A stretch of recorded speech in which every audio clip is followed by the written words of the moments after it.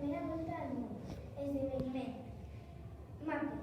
13 Illes Balears. Ja de Quim. Va néixer el 22 de desembre de 1521. Arribaren el 27 de gener de 1522. Arribaren a la nau Victòria que acaba de salvar Tirone. La flota va sortir de Sevilla el 10 d'agost de 1519, però va haver d'esperar fins al 20 de setembre d'aquell any per iniciar les veles i deixar-se enllucar de Palameda amb 234 homes i 5 vaixells capitanitzades per Magallanes, el Sant Antoni. Comandat per Joan de Cartagena,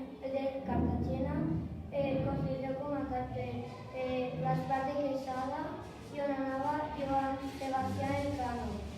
Santiago, dirigit per Joan Serrano i Victoria, dirigida per Luis Mendoza. La tripulació són homes de diferents nacions. Paul Teixeira va escriure a més espanyols. També hi ha portuguesos, italians, grecs i francesos.